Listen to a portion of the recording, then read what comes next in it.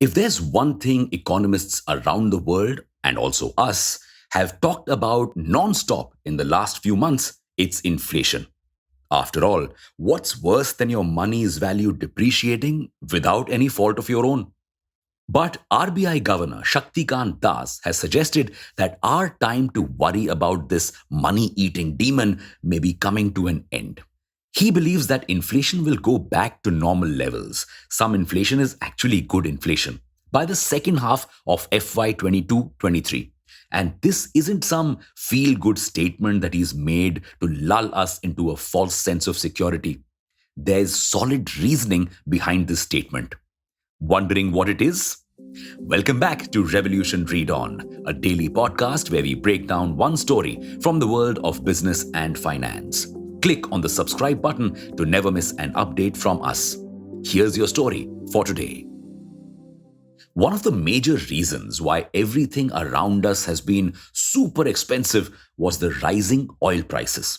Both crude and edible oil had been on a major roll in the past few months, skyrocketing to record high prices due to the Russia Ukraine war, which caused supply concerns.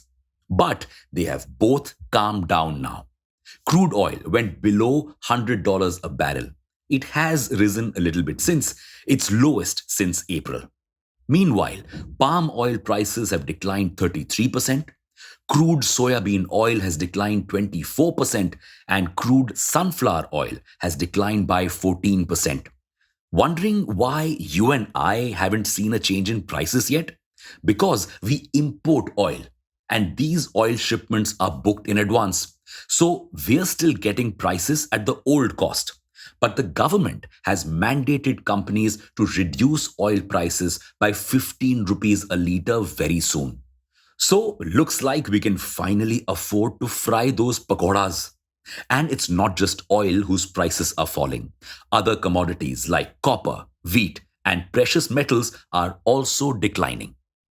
This could be very good news for other countries, especially India, which is a major importer because falling prices means no more inflation. But why are oil and other commodities prices falling anyway? Let's start with edible oil first.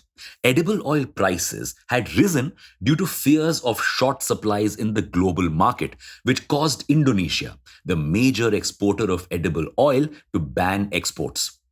But Indonesia has now lifted the ban. Plus, Ukraine has also commenced exports now using a different trade route. So, there are no more supply fears. And what about crude? Well, crude oil is a different puzzle that responds weirdly not just to the actual demand and supply in the market, but also people's emotions. Right now, emotions have taken precedence over logic. You see, countries around the world have been busy trying to control inflation. For this, they are raising interest rates and soaking up all the extra money from the markets. This means companies will have to pay more to take loans and grow operations.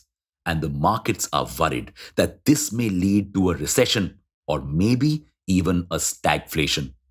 If a recession comes, demand for oil will fall because people will lose jobs and companies will decrease operations and so on.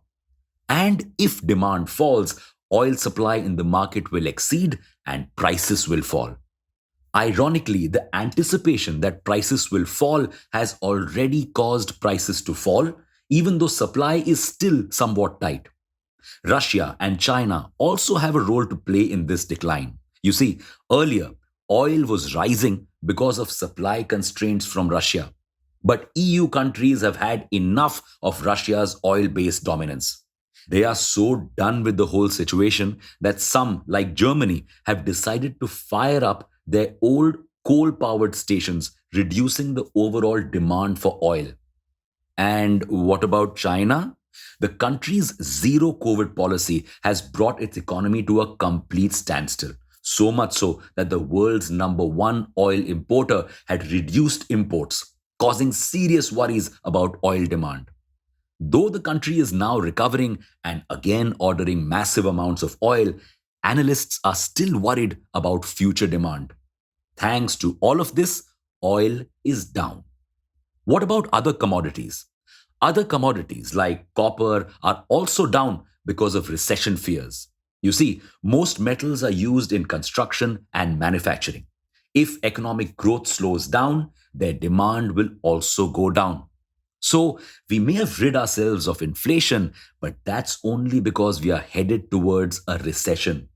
However, many analysts believe that emerging markets like India won't really be impacted by the recession like the US. They believe investors will be attracted by our cheap valuations. Stocks in emerging markets are currently falling as the dollar is rising. And invest money here during a recession, boosting our economy.